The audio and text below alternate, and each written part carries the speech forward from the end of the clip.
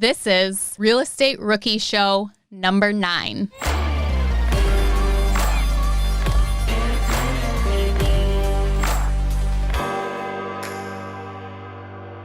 I am Ashley Kerr, and I'm here with my co-host, Felipe Mejia, who is finally back into his little closet and doesn't have a beach view anymore in Florida. Look, guys, Ashley is super jelly because I'm finally back in Nashville. I'm back home. I was in Florida for the past month and a half, quarantining myself, making sure my family and myself were safe.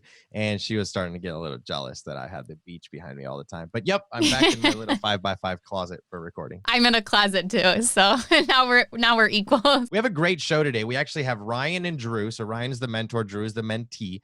And we're going to be talking about how Drew reached out to Ryan for help because he is a rookie in direct mail marketing. And this show is actually going to be more than one show. It's going to be 1, 2, and 3, or maybe 1 and 2. We're not sure yet. But one of the main things that I want to focus on here is that some of the questions aren't going to be answered and they're kind of open-ended because we're going to talk about it in the next show. And we didn't want to give it all out at one time, right? And it was just, there's so much information about what we talked about that it would have been, a 4-hour show to include everything. But so Drew has had some, real estate investment history, but now he wants to get a specific niche covered. He wants to learn how to do marketing direct to the seller. So that's where Ryan comes in. He has got these systems down pat, and he shares, this exact system he's using. You mentioned in the episode how sometimes you listen to podcasts and people say, oh, I use this, but don't actually say the brand name or, the company of that system. Yeah, I love that Ryan talks about every single system he uses, how he uses it, and then gives the name. Perfect. If you take notes, you're going to be able to do exactly what Ryan says or Ryan does because that's what he's teaching Drew how to do, right? And he's dropping the names of the companies he uses. No secret here. He gives it all out, which I think is great. Another question that I think was key that I asked was, hey, Drew and Ryan, how did you guys click? Because, Drew had to reach out to Ryan and, I asked Drew, what did you look for in a mentor? And then I asked Ryan, I said, hey, why did you decide to take on Drew as a mentee? Because that's important. And I think their answer is spot on. And even if you're not interested in doing the direct marketing and you think this episode might not be for you, we really do touch a lot on how to find a mentor, how to be a good mentee. And we do go through that a lot. So I would recommend giving that a listen for sure. So let's bring Ryan and Drew onto the show. Welcome, Ryan and Drew, to the show. How are you guys? Doing great. Happy to be here. Yeah, thanks for having us. Yeah, so today our show is going to be a little bit different. We're having you guys show us what you've been doing as a mentor and a mentee and how that's going. So, Drew, do you want to tell us a little bit about yourself first? I'm a doctor of pharmacy. I've been a director of pharmacy at the local hospital system here in town for a number of years. I've been investing maybe 5 of those years, just a little bit on the side. We do rentals. And over those 5 years, done lots of different things. I've done a little bit of almost everything, but I've had to learn that while you're working full time, super hard to manage. And so the importance of systems and finding creative ways to have people and systems take you through all that is essential. You said you've already done some things in real estate. You've done, a little bit of different things. So let me ask you this. Why did you seek out a mentor if you've already done stuff? Some people will tell you need to pick a niche in real estate and do just that. And whether that's a good idea or bad idea, I love to learn. And so my history has kind of been an evolution of I'll try this. And once I get that kind of under my belt, I'll move on to the next thing. But all along the way, I've sought out mentors. Be they someone local, be they someone across the country. And so I've kind of got a pattern of seeking out someone who's doing it, learning how they've done it and what works well, and then trying to implement it in my own systems. So were you like that guy in school that couldn't sit still? Yeah, I'm a drummer, right? So I never sit still. I drive everyone nuts. Yeah. That was probably me as well, man. I couldn't sit still for the life of me in school. It literally felt like torture. Sitting there waiting for the teacher. I was like, oh my gosh, please move on. I couldn't wait for lunch. It was insane. Well, to that point, I know Ryan and I don't know that Ryan even knows this. I was homeschooled as well. So, when you get the jitters or you need to go for a walk, you have a little more flexibility. Right, you can't just tell people I was homeschooled. That's like, that's on the down low. You gotta like ease into that, man. You just straight threw Ryan under the did. Yep, he was did. homeschooled too. Now, in my defense, I went to public school through 8th grade, so like I knew how to interact with people. Well, Ryan, on that note, do you want to tell everyone a little bit about yourself? Yeah, absolutely. So I honestly enjoy marketing to find off-market deals probably more than the real estate itself. Shocker, but when you're doing buy and hold real estate investing and you use the same paint scheme and the same appliances and the same cabinets, it starts to kind of lose its luster a little bit. It's kind of like, what's one more house? But for me, what I've really enjoyed is kind of hypothesizing, if we do X, can we get deals from it? Testing kind of those theories and then scaling them. So I was a total noob before I found BiggerPockets. You can find my posts from like 2014 that are horrible. It's literally like, I have no money, but I have a credit card. What can I do with it? Right? So Somebody please dig that up. yeah. We can absolutely. put those in the show notes. Yeah, you can, there's that one. There's like, I got a deal under contract. What do I do with it? I mean, pretty much if you could do it wrong, I did it wrong, but BiggerPockets was there to help. Fast forward, went full-time in real estate in kind of 2016. I did like 6 off-market deals that year. In 2017, we did 74 off-market deals.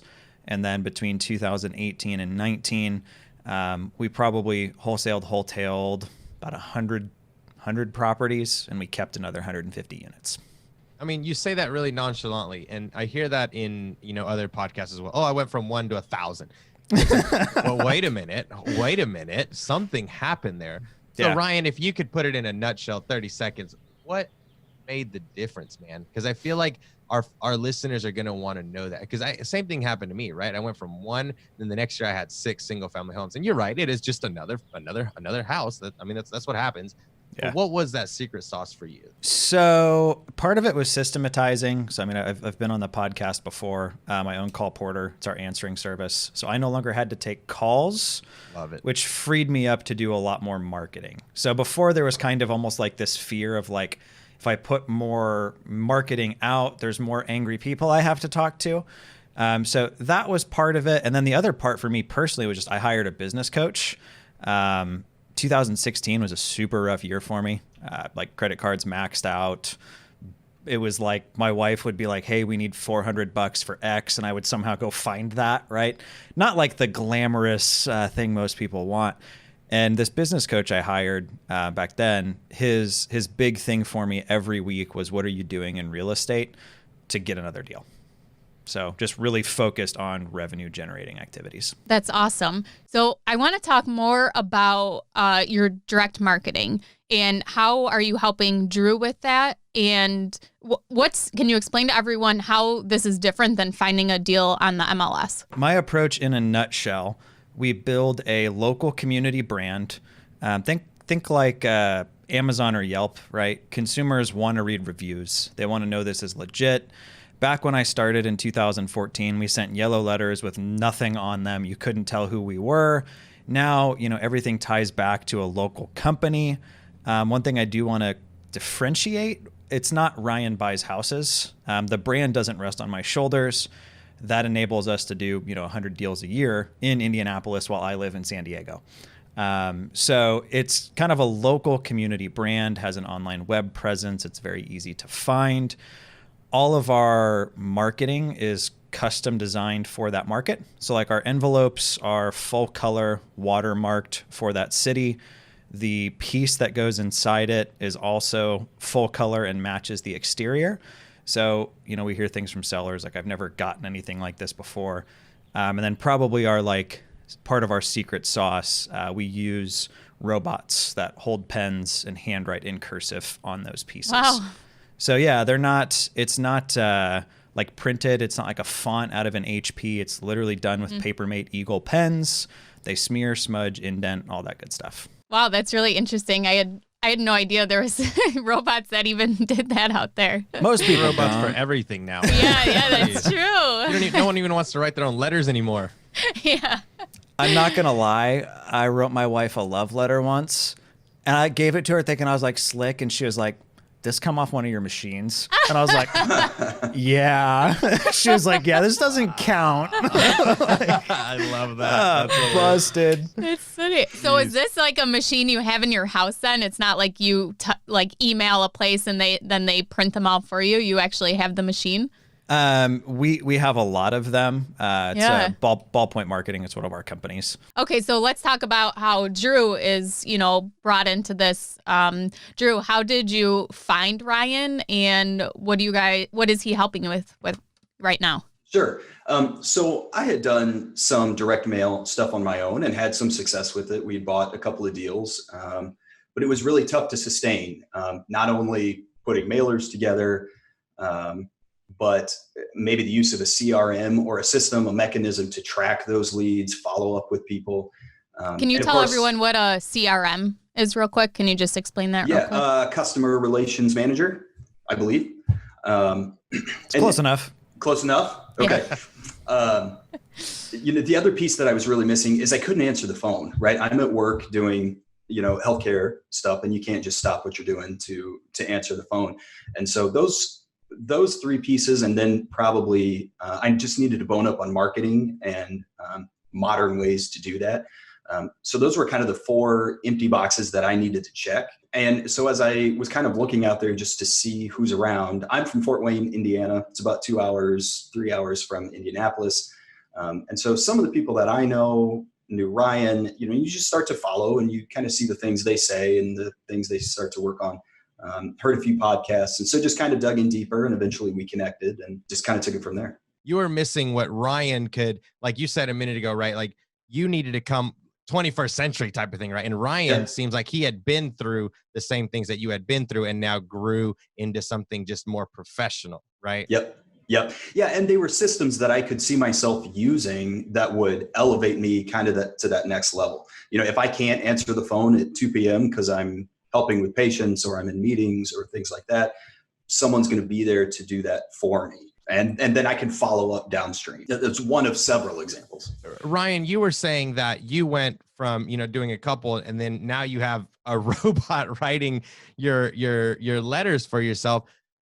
So you went from, is this not the same as just building your personal brand? Are you doing something different than that? I mean, what does that look like? I mean, so for me, I've kind of followed like the Marriott model. I've just, as opportunities fall in my laps, like call porter, for instance, I can tell you as somebody who runs a call center, it is not fun. I mean, it is a lot of work.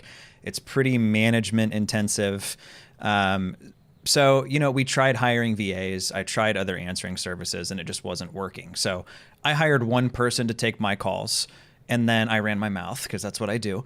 And buddies were like, well, can you take my calls? And then it got to the point that it was like, okay, we had 3 employees and 20 or 30 clients, and then it grew to what it is today. Similar with Ballpoint Marketing on our direct mail side. I mean, this was kind of something we were doing just for us. Wasn't talking about it anywhere. It was kind of my like big secret. I had a lot of fear about letting people know that I was doing it because I have some buddies that are mail house owners and I didn't want to step on toes. And I hired a guy to run it for me just to fulfill my own marketing because, well, I didn't want to lick envelopes anymore. And I gave him a number of, if you can get production to this, I'll start to talk about this. And it was one of those like, he's never going to do this. And he did it in like 4 months. And I was like, well, crap, it's time for me to pay the piper. So, now we have a lot of these machines and we work with people all over the country. Nice. Got it. Okay. Thanks, Ryan. I wanted to kind of wrap that up. That was really good. Ryan, what was the first steps that you had Drew take to grow into this next stage for him? Because he knew real estate. That's obvious. But he was missing this core piece. So what were like the first couple steps that you said, hey, Drew, this is what you need to do to get started? I'll tell you what it is, and I'll give you a caveat on it. So it's setting up a local community brand.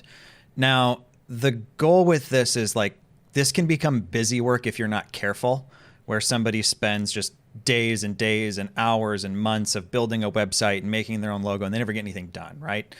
I think I gave Drew like 2 weeks. Like you have to get this done. But that being said, like the importance of branding, I don't think can be understated.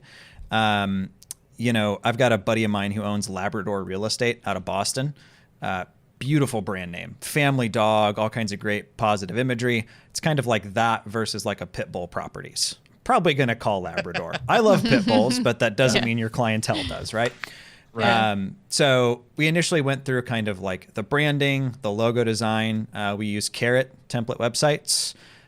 Carrot sites are great. I've had over like 1,500 leads come through mine. So highly recommend them.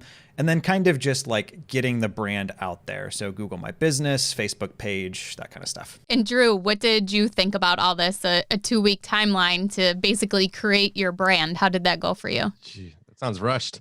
It was a lot, but it was good. It was focused and it was directed. I can relate to Ryan's comment about having wanted to achieve something, and you're getting some stuff done, but it just takes. It's easy to try to do everything. Do I get the business cards? Do I set up a website? Like, what do I need to do? And it was nice to have someone say, here are the steps I would tell you to take, and here's when they're due. Just the accountability, I think is so was it like almost a checklist that you give Ryan, just saying, okay, you need your name, you need your website, you need your business card, start it in this order? Yeah, we use an accountability tracking tool called Monday. It's actually it's a project management tool. If you're in any business at all and have things you want to track, it's worth looking into. And Drew, how did you come up with your name? So the name of my company is Clear Sky Properties. We spent some time, some energy thinking about, what are your hobbies? What do you do? What's important to you? What do you want to accomplish kind of in the community? And so I fly paramotors. And for folks who don't know, you see the guys that have like the parachute over their head and they strap a fan to their back and run up into the sky. And so, the general concept was we want to help folks if they have a problem, just help them get, onto clear skies. Right. And so my branding, my logo all kind of centers around, kind of a house with a paramotor on it and just kind of sailing up through the clouds and onto better times. It's legit because it's also such a neat conversation starter of like, wait, you do what? Yeah. Like I love that piece to it of just like ice is already broken. They're interested. It's really good too, because that way you don't just sound like a guy that's trying to take somebody's home or whatever the case may be. Right. Because regardless of what we know, most people, if not everyone, is somehow emotionally attached to their house. Right. So if you come in just like, hey, I'm going to buy your house, this is what you're going to get, yada, yada, yada, you're not going to really get anybody. But like Ryan said, Drew's coming in with more of a story of even just how he got the name for his company and what he does. It's outside of the box. I think it's great. I would have a conversation even just about what do you do? And we can talk real estate at the end. I had a friend of mine who said he does, wholesaling. And one of the things that he did was he didn't talk real estate, but about 10 minutes of the 1 or 2 hour conversation that he had with the people, it was most through relationship building. Drew, Ryan, is that something that you guys see? Yeah, absolutely. I mean, our number one thing is rapport. So rapport and customer experience. So if we tell them we're going to do something, we do it. If we tell them we're going to show up, we're there on time or early. But our like tasks for our guys whenever they leave an appointment is what do they do for a living? What are they passionate about? What are they stressed out about? How can we help? Right? Because if you go in and it's just like it's funny, we'll run into competition on deals, right? And they'll be, so-and-so came in, he was in and out in 5 minutes, gave me a number and left. I haven't heard back from him. Versus like we're there in Oregon, they call it porch time, as I think a Jay Henricks phrase of just spending time with them, getting to know them, understanding what they want and why. So that way you can help facilitate bridging that gap. Right. See, that makes perfect sense because you're building rapport with that person before you're even talking numbers. I mean, it's like, hey, how's your day going or whatever the case may be. And then Drew, on the branding real quick, I would also make sure you don't go like a we buy houses in your city thing, just because it's very hard for them to remember, like, was it we buy houses in Indianapolis? Was it we buy houses Indy? Was it homes? Like you want it to be something that's differentiated enough. I mean, I'll be blunt. We'll have sellers call us that'll be like, yeah, you made an offer. I want to accept that. We look in our CRM, never spoke with them. Yeah, what was that number we gave you again? Right? We're not going to be like, oh yeah, you were probably looking for so-and-so, but you're much less likely to lose deals to competitors if your name doesn't sound the same as everybody else's. That's really good for branding, right? Because then you don't get stuck in the mesh of everyone else. You've actually differentiated yourself just enough to where people are going to remember who you are. Correct. And to highlight that, I mean, a lot of what, Ryan has shared with me and that I've learned, is, it's interwoven into everything, your website, your Facebook page, Instagram, the places, every place. And that sounds really intuitive. Of course, that's an obvious thing you would do, right? But there are ways to build it and make it visual so that you really do stand out. If you get a letter from XYZ Properties and you go to a website and it's just kind of basic or bland, or a Facebook page and there's nothing there, I don't know that it stands out in someone's mind. You come to my website, you see pictures of me flying around hot air balloons and sunsets and things like that. And so, the imagery, there's value in creating very positive imagery. Before we go on to like your next step after building your brand, I just want to focus on that 2-week timeline again, because a lot of times people say, don't bother with a website, don't bother doing this, because a lot of people get boggled down and dragged out with, should my website be this color or that color? So I think setting that 2-week timeline really pushes you to, get it done with, and it's almost like analysis paralysis. Don't spend too much time on, building your website and picking out your font and your color and stuff like that. So I want everyone to remember that when they start going through these list of steps. So what would be step 2 after that? So step 2 after that, kind of after you have the initial brand set up and you kind of know like what you're going to call this thing, is I think figuring out who you're going to start marketing to and where. So it really kind of depends on the person, but we normally look to have like a variety of asset classes. If you just mail A-class areas, you're probably going to get a pretty low response rate. It's going to probably take a lot of work to get a deal. Obviously, if you just mail D-class neighborhoods, it's probably not what you want, right? So there's actually a way that you can search on ListSource for free and figure out where the most deals are being done in your market. So that's a good place to start, especially if you're looking for something like wholesales or flips, of figuring out where are other people buying properties. And can you explain a little bit about ListSource for everyone? Yeah, so please? ListSource, I personally don't recommend buying lists through them anymore. They charge you like 20 cents for a person's name and mailing info, so pretty expensive. We buy a lot of data, so my cost is 3 cents, but we have other providers we prefer now. But they are kind of like a data aggregator. But if you Google like how to find hottest wholesale zip codes like on YouTube, you can find walkthroughs of exactly what I'm talking about. That'll show you like, okay, cool, in these 10 zip codes, the most transactions were done, which indicates the most people are selling there for a discount. Knowing that you're as busy as you are, how would you tell our listeners that step 1 was the 2 weeks, and then you had to figure out immediately after was like, who are you gonna send stuff to, or who's gonna be your market? It sounds like you are a busy guy. So where did you find the time to do the 2 weeks, get all that knocked out, and then boom, next step hits you? Where did you find the time to do that? Because I know our listeners are going to say, well, I don't have the time to do that because I have, 3 or 4 kids and I got a full-time job and all this. Yeah, I guess I would tell you, if you're trying to find the time, you're never going to find it. It's about creating the time. Interesting. I know exactly what my goals for 2020 are. There are 3 big goals. One of them is very specific to this kind of initiative, and Ryan's a key part of that goal for me. And so I think being able to stay focused on that kind of gives me that drive to say, yeah, I could sleep till 7:30 and go to the office, but I'm going to be up at 6 o'clock and we're going to pound it. So I tend to stay up late and sleep late, but for, 8 weeks, 10 weeks, 12 weeks, I was up every day, 6 a.m., prayers, devotion, goal review, and then we hit it for an hour or 2 before I head to the office. Anytime somebody tells me they're too busy, I just ask them how much Netflix they watch, because it's easy. Yeah. It's easy to feel really busy, but if you made it through Tiger King in 2 days, we both know you have time. Yep. There's that saying that everyone has the same 24 hours in a day, but it's how you use those 24 hours. Right. Well, and this is a perfect example. Today's my first day off from the hospital for a while, right? And this is what I'm doing on my day off, right? I choose to put the time in where there's going to be a return. And we try to do some fun and relaxing things like run up into the sky every now and then. But, that sounds really relaxing. Oh, it's fantastic. It actually is. It's pretty cool. Yeah. Yeah.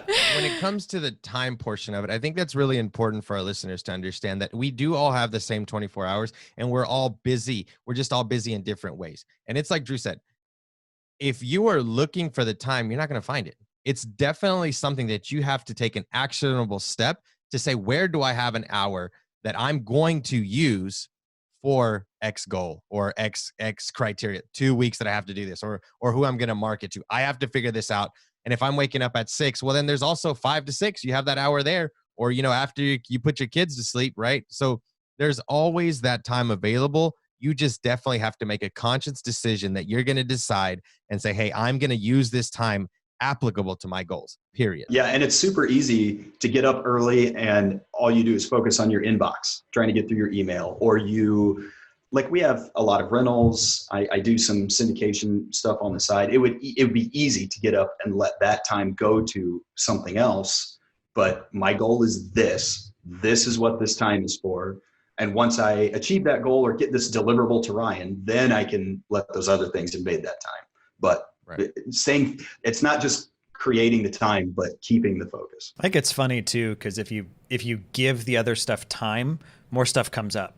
Like if I don't check my email, it's almost like I don't get emails. But if I sit there and check it, then everything comes up. Yeah. Yeah, those are really great tips, guys, for everyone listening, to really figure out how you need to time block to get to your goals and complete them. But I want to continue back with the picking your market. So what target markets did you end up picking, Drew? Sure. So I'll be honest, this one's probably easier for me than maybe, say, Felipe, you're in Nashville, yeah? Yeah, that's right. Okay. So it's huge. You have lots of zip codes to choose from. In Fort Wayne, our population is somewhere between 250 and 300,000. And that's spread across maybe 11 zip codes, something like that. So my goal was to find 10. I think I included all 11 at the beginning. And then I picked a couple of, there are some really nice commuter towns that people will commute in and out of the city from. And so I chose some of those as well. As I get further down the road and really dial in specifically what I like and what's working and not working, then we might adjust. But for me personally, it was pretty easy because I got to blanket the city as a whole, and we'll slice and dice later. So you decided to blanket everything and then kind of pick your market from there. Is that what you're saying? Kind of pick where you were going to go more strategic? So you did more of a 30,000 foot view maybe, and then started scaling down to what you were going to be more specific on? I did, but that was primarily because I knew that I wanted to send X amount of mailers out, and maybe we'll talk about that. And those zip codes allowed me to do that. If I lived in Nashville or Chicago or Miami, I would not have blanketed all of those zip codes because the number of mailers that you might send out might be astronomical. So I think talk about the mailers. Yeah, Ryan, you want to speak to? Yeah. So one thing I think you want to highlight here is these are. The starting campaign I always recommend is absentee owners with equity. Now, I know that's a pretty common list that people are hitting, but keep in mind we're showing up in front of these people in a way that's very, very unique. So we're getting different results than if you're using, say, postcards or something of that nature. But I do think it's important to highlight we didn't blanket 300,000 people. It was like 2,500 folks in these zip codes that have equity. That's a really great point. And is that what you tell all of your mentees, Ryan, is to kind of focus on that type of person, the absentee owner with equity? It depends. Would you recommend that for our listeners, or it depends on the market? Yeah, so that's normally where I would start. If you're in like a super high end or a super competitive market, it may make a lot more sense to niche down and get a little bit more specific. So one of the things we showed Drew how to do was find public documents. So Drew's actually starting now to build his own mailing lists based off of people that have filed for divorce, pre-foreclosure, evictions, mechanics liens, power of attorneys, death certificates. I'll be blunt. In Indianapolis, I even mail murderers with equity. If there's an indication that they could want or need to sell and they have equity, we're in front of them. And so what would be the first step to find that information? I'm sure it varies from county, but you go to the clerk's office? Honestly, the best thing to do is just call your county assessor. So you'd want to decide what you're looking for. So one of my favorite lists that I unfortunately can't get in Indianapolis is properties that are behind on their taxes. Great list. some counties will give it out, some won't. For some, you need to file a Freedom of Information Act request, which costs you a couple bucks, and then they'll kind of give you the goods. Other counties, it's as simple as you call up and say, hey, here's what I'm looking for, and they send you the file. So first place I would start is like another common one is code enforcement, right? So reaching out to whoever's over code enforcement in your community and, hey, is there a portal or is there a list you can give me of properties that have board orders or have been flagged as vacant or whatever? Drew, kind of give us your experience with that part, with finding the Sure. list and that navigating that. Now, Ryan's obviously a professional, so he speaks very easy about it. Yeah. But I want to hear kind of from Drew. What have you had in looking for these lists, if you would? Sure. Could we kind of call this step 3? So we got build your brand. Step 2 is find your market. And then maybe step 3 is who in that market? I would say this is more like step 6 or 7. This is probably after you've done a campaign or two and you're looking to kind of niche down. Yeah. I do want to give a shout out to the CRM company. Both Drew and I use. It's a company called Simply. They're active all over BiggerPockets. They're also buy on hold guys that are great. So that's kind of the after you have the brand set up, after you have your farm area identified, before you send out marketing, you're setting up a tracking phone number and setting up the CRM of where you're going to work all of these leads. You know, working out of something like a Google Sheet or an Excel file is cool when you have 4 leads. But when you have 50, 60, 70, it starts to get pretty messy if you don't have a software to do some of that heavy lifting. Okay. We'll go to all that. But first, Drew, go ahead and answer Felipe's question on your experience with that. Yeah, absolutely. So again, I've been doing real estate locally for about 5 or 6 years. And so I've got a fair amount of experience with our online systems here in our county are actually very robust. And so I've spent a lot of time searching and digging into them. And some of my previous mailers came from those lists. But admittedly, I wanted to test the waters with what Ryan was suggesting that we do and not deviate from that too much, just because if I deviate too much and it doesn't work, then Ryan can say, well, it's Drew's fault. But if I do exactly what Ryan says and it doesn't work, well, then, maybe Ryan and I maybe we need to talk about it a little bit differently. Yeah. That's right. Now I won't let the cat out of the bag. But we've stayed with absentee owners just for the first major mailing. And it's been good thus far. But the next step for me, kind of now that everything's established, we're looking to do the second and third mailings downstream.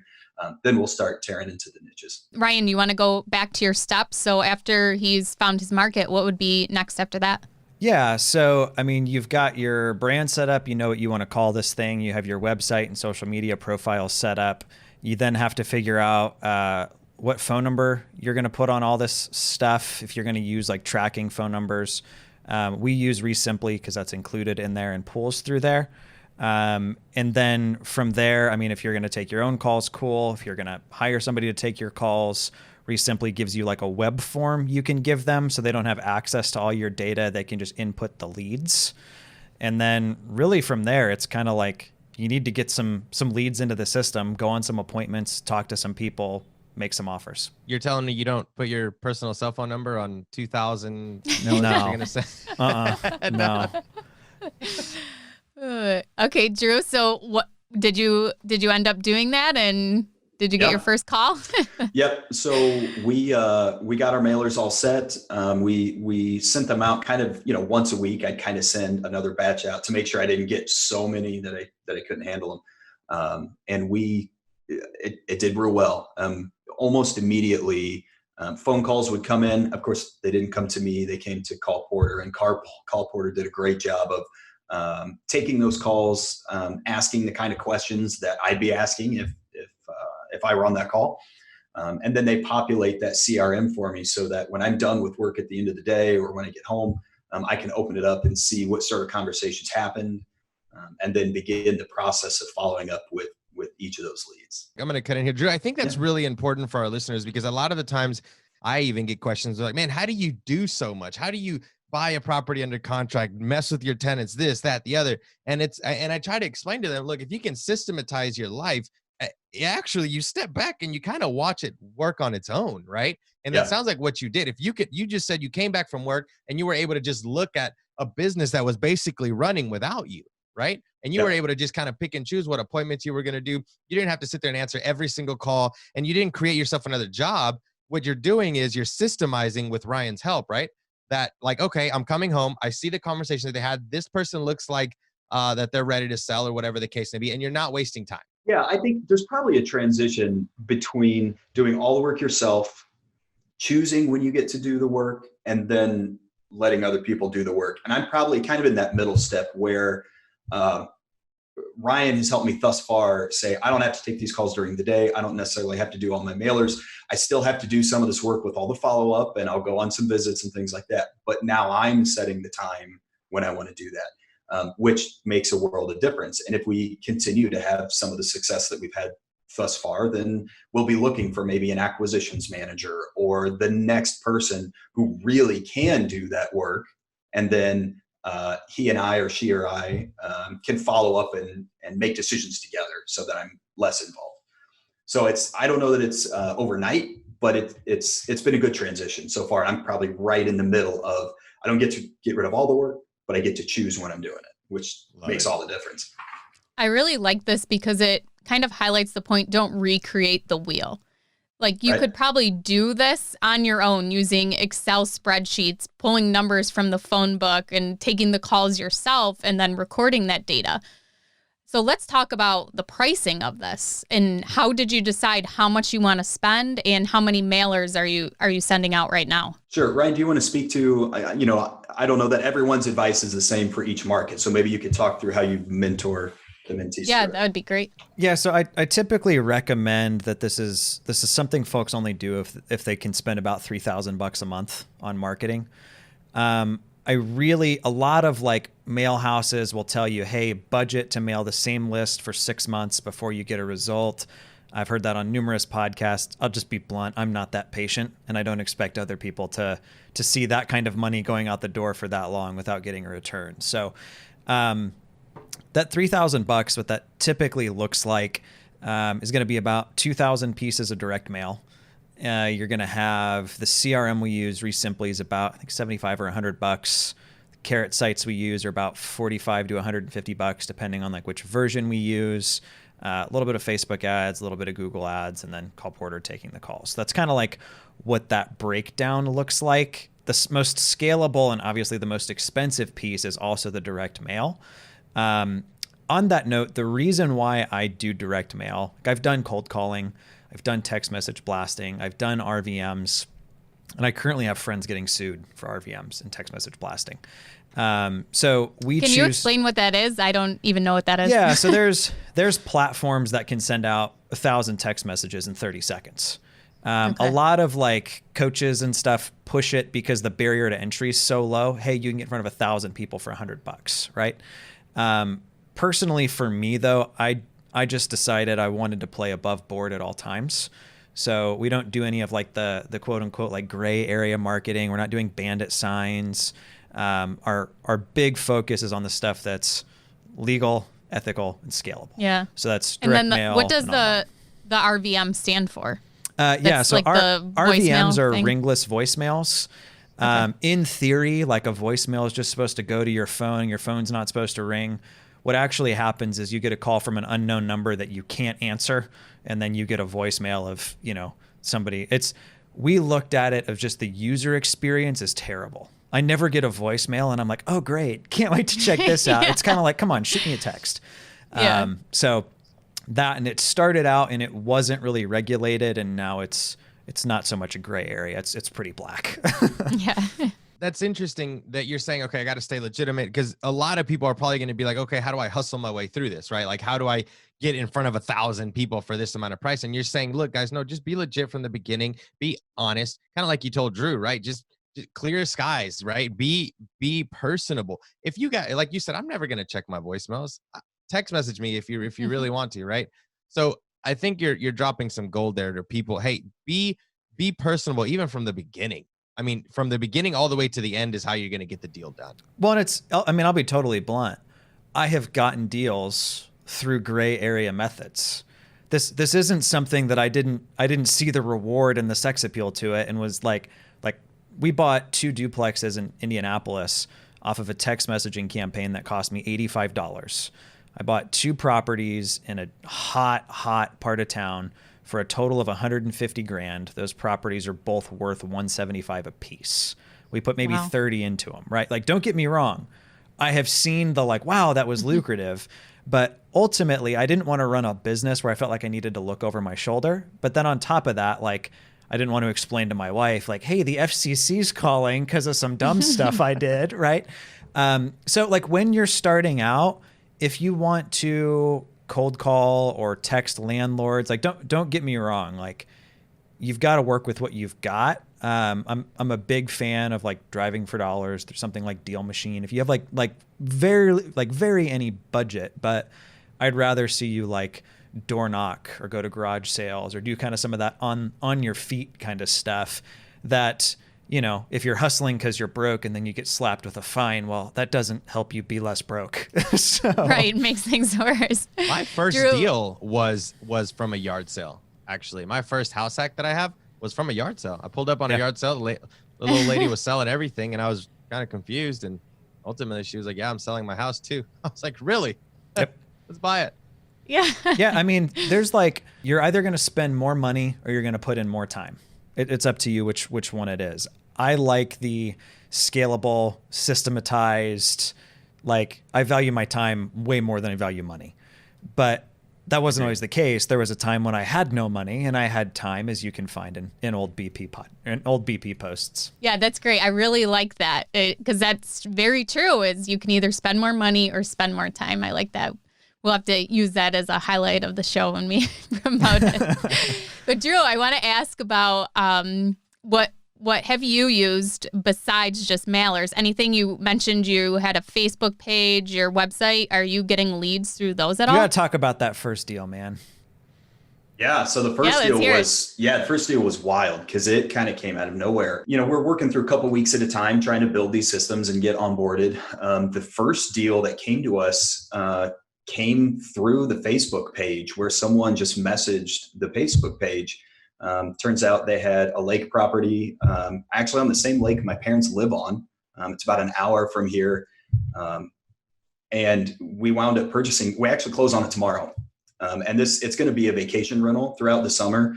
But you know, it's only 45 minutes, maybe an hour up the road. And so we'll go hang out there, visit our folks, maybe at Christmas time when relatives come from out of town, they'll stay.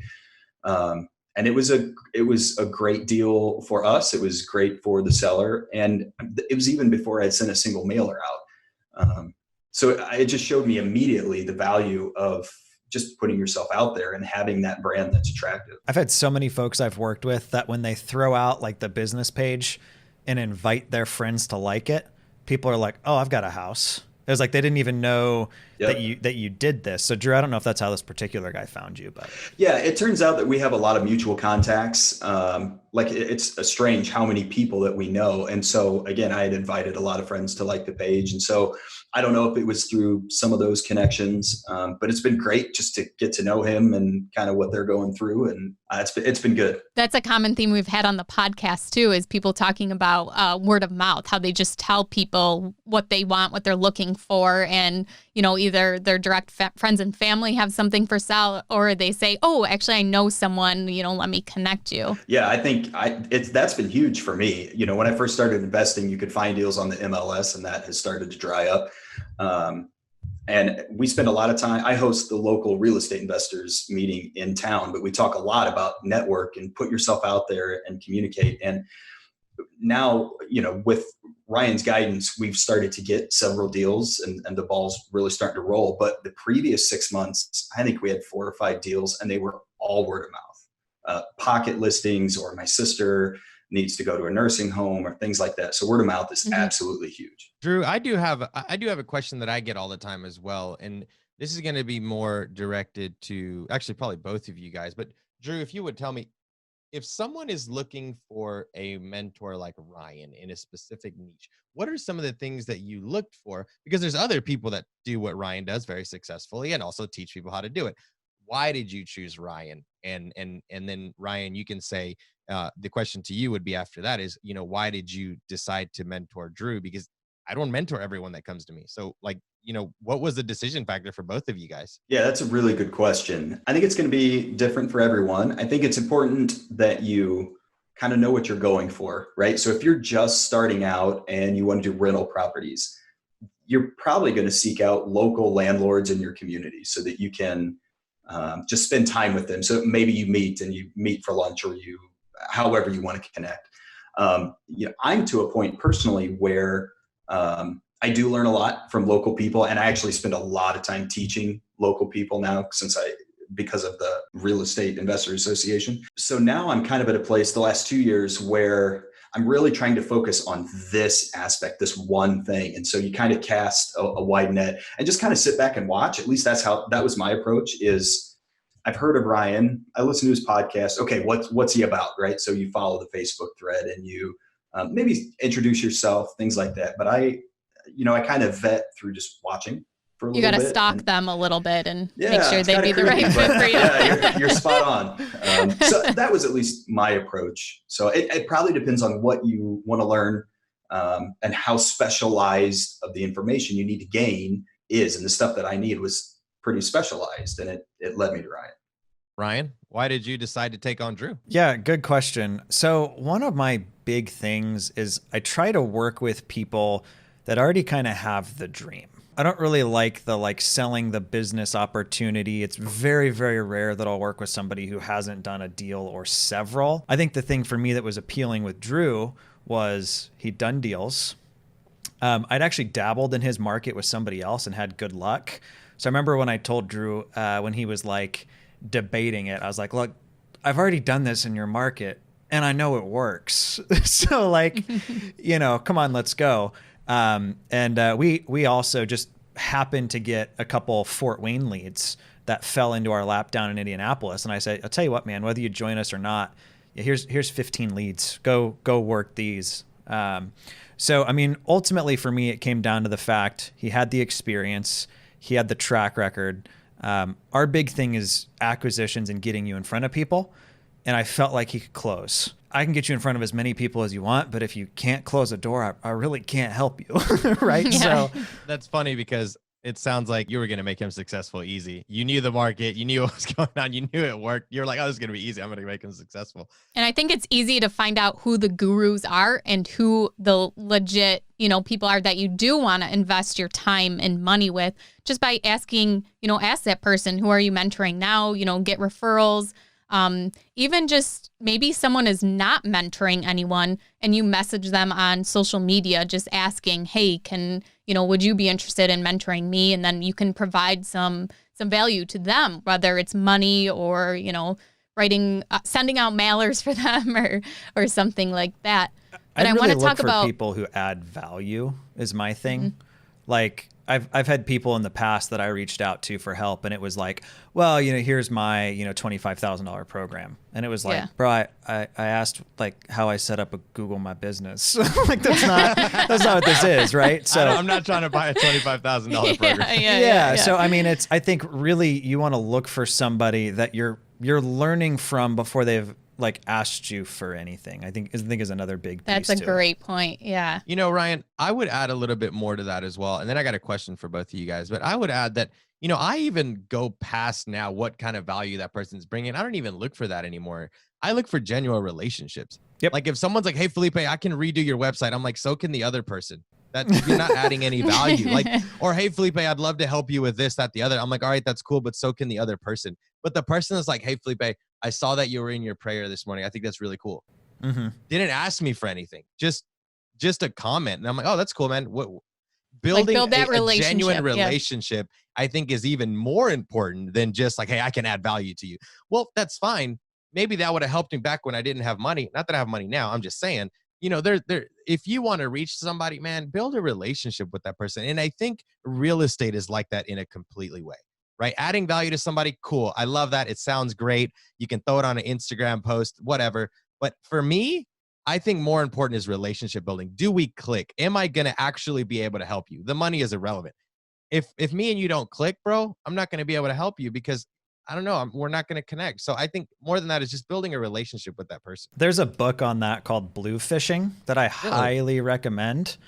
Okay. Yeah, the guy's just a total gangster. But some of his basic thing is he can get anything for anyone. He had like a client who wanted to get married in Rome, and he got her married in the Vatican by the Pope. Dude, wait, what is that book called? Blue Fishing. We'll add that to the show notes for Great everyone. on Audible. It's like a 4-hour listen. And I know the guy who wrote it personally. Super, super good guy. If you guys want to find that link, we'll link it to the show notes at biggerpockets.com/rookie9. Hey, Ryan, let me ask you, how are you, because I think this is really important, and I want everyone to listen real quick. Ryan, how are you going to hold Drew accountable to the goals that he's talking to you about? Even going back to like the 2 weeks thing, and even going forward, how are you keeping him accountable to his goals? Yeah, good question. How we structure things, we do 2 group calls a week. And then we also have Slack access. So one thing I've found with entrepreneurs is when they're hurting, when stuff's not going well, when they've got relationship or health things going on, they tend to pull back from the communities that are there to support them as opposed to pushing in. So it's like, hey, you haven't showed up in a few weeks. Like, what's up?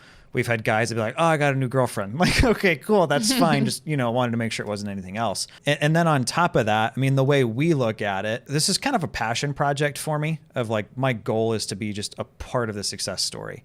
So the way I look at it, every single month, every single marketing campaign he does, I mean, this is money he's spending with my companies, right?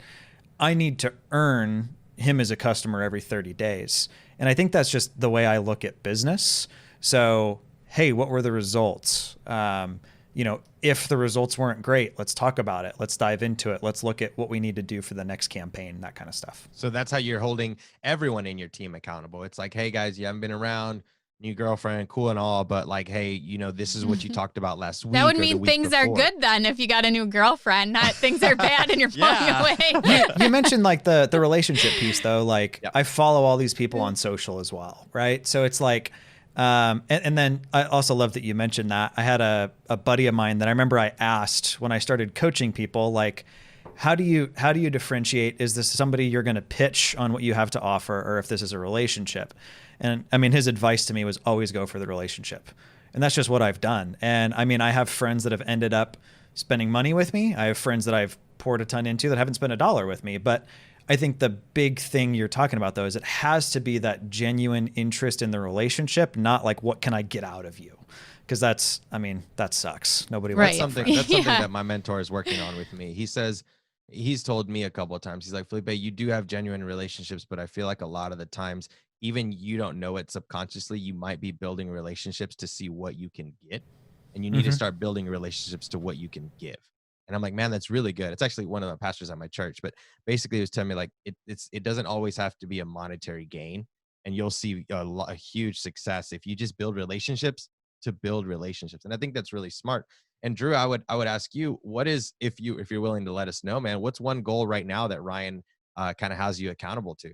When we first started talking, there's kind of this core curriculum that we start working through that it holds you accountable. And I've just recently, the last couple of weeks, kind of gotten through that. And he and I communicated back and forth about, I gave him kind of a report of, okay, I've gone through the whole thing. This is how it's gone. And so this is how many leads we got. This is how many offers I made, how many deals we got. Then the dialogue from there is, okay, where do you want to take it next? What do you want to work on? And so we've had discussion about niche lists, which ones to pull, other people either inside his network of people or maybe even outside that might be able to help me. It turns into a little more independence, but he's challenging me to think about new things and test new things, and that will continue on. That's really great. And Felipe and I are actually going to be your accountability partner too, because we're going to have you back on the show to, see how you're progressing going through this mentorship and using the direct mail marketing pieces.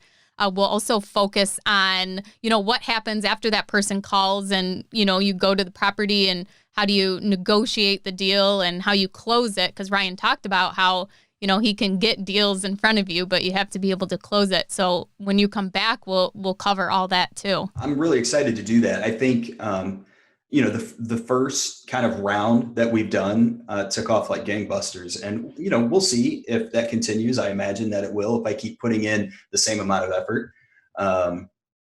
but that, man, there's so much more to talk about, how I finance these deals, just the face-to-face interaction with the people and building the relationships that we keep talking about. We've had exit strategies. Yeah, absolutely. So what you guys are saying is we need to make this into a part 3 instead of 2 shows. Yeah. If you send the invite, I'll keep coming back. So. Yeah. Ryan, how do you handle when a mentee, because this show is talking about a professional like yourself and Drew who's trying to get on that level, but how would you handle somebody? Because Drew said it sounds like he hit a home run from the beginning. What would you say to somebody that didn't? So first thing first is diagnosis. Like, I've done dumb things before, like sent a marketing campaign and not turned my phone number on. Like, did something like that happen? We had a customer we had a guy in our group who couldn't figure out how to log into his CRM, but hadn't told anybody. So he's like, I've been checking my email and I'm not getting anything. And it's like, dude, you have like 45 leads in your CRM. Like, let's make sure you know how to access that. I think for a campaign that kind of like falls flat, it's looking at like, okay, what can we change or what should we do differently next time? Because it's not just, I would say most people who I buy houses from aren't desperate. But the other piece to that is most people who I buy a house from call me asking way too much money, tell me I'm out of my mind and should be ashamed of myself for the offer I gave them.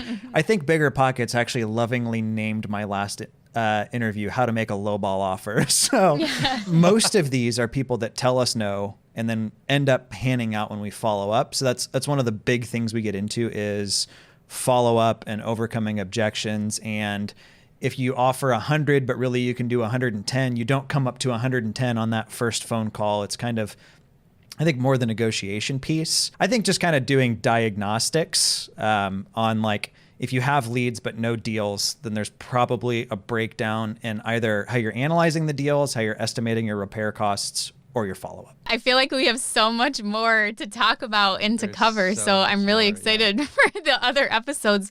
And if you guys have questions about, this episode that we didn't cover or, going forward stuff you want Drew and Ryan to cover, you can call our rookie request line at 1-888-5-ROOKIE and leave a voicemail there and we'll play it on the episode and we can have Ryan and Drew answer that question for you.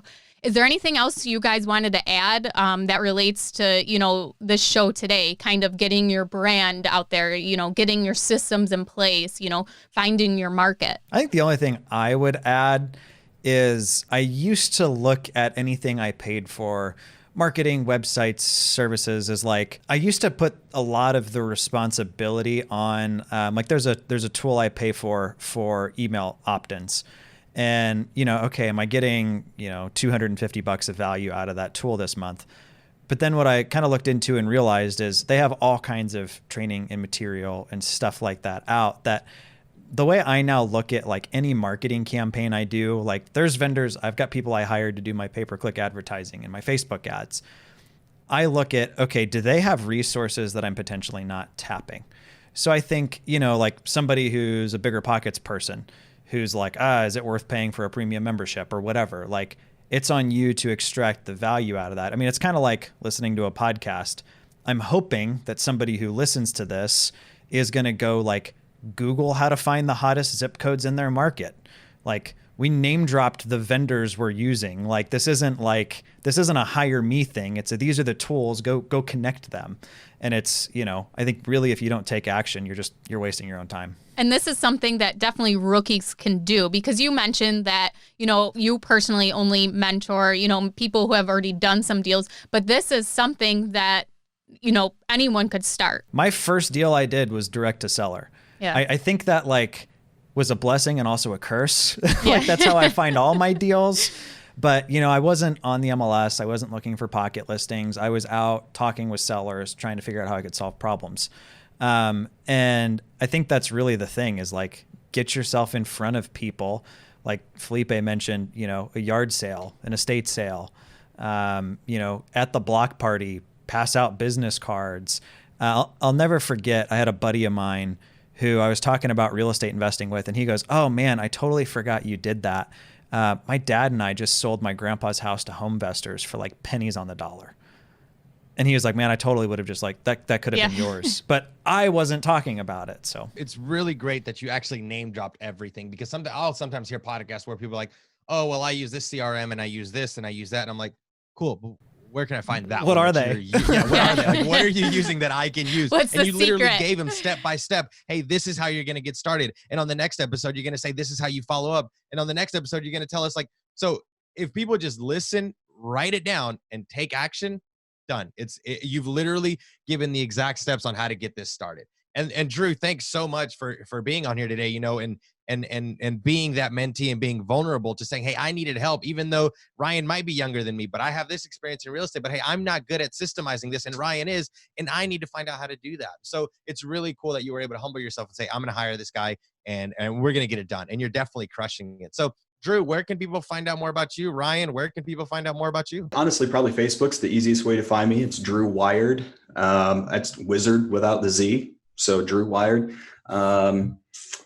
And what I would tell you to do is go find your local RIA. If you're starting out and you're new to things and you're not spending time with people who are doing it, you're doing yourself a major disservice. That'd be like never reading a book or never watching a podcast or listening to a podcast. You need to go spend time with people. Even if you're not necessarily a people person, you can just soak up so much knowledge, even just by sitting at the elbow with people. So that's between now and when we come back for the second round, people should have been able to attend one or two at least by then. I always harp on that, and Felipe I was always about to tells me on say, it. you hit Ashley's button. She loves to talk about RIA. Yeah. Ahead, All Ashley. the meetups, yeah, especially now when you can do them at home. All of them are virtual. Ashley clearly loves just socializing and being with people and all that kind of stuff. And that might not be your cup of tea, but if this is what you want, if this is what your goals center around, you can just go hang out. We have lots of people come to our meeting who I try to meet everyone, but there's too many people and I can't. But they just fly on a wall for a couple of months. Yeah, believe it or not, I am an introvert. Like, I prefer to be at home. And so I usually take a friend with me, or I meet someone online, you know, on Instagram beforehand. So I know a face to like go to when I first get there. Yep. But, Ashley will Instagram creep you before she gets to know you. She knows more about you than you think. So can't lie to her. Ryan, where can people find out more about you, man? best way to do it is just my website. It's just ryandossey.com. Awesome. Great. And you have to name drop your Instagram too. I mean, mine's Ryan C. Dossey. Same with Facebook, YouTube. I mean, it's She loves Instagram. Pretty guys. easy. You gotta understand. It has good content. I follow Ryan on there. So, but thank you guys so much for being on the show today. And we can't wait to have you guys back. I am Ashley Kerr. You can find me at Wealth from Rentals on Instagram. And my co-host is Felipe Mejia at Felipe Mejia, REI. That's right. Thanks, guys.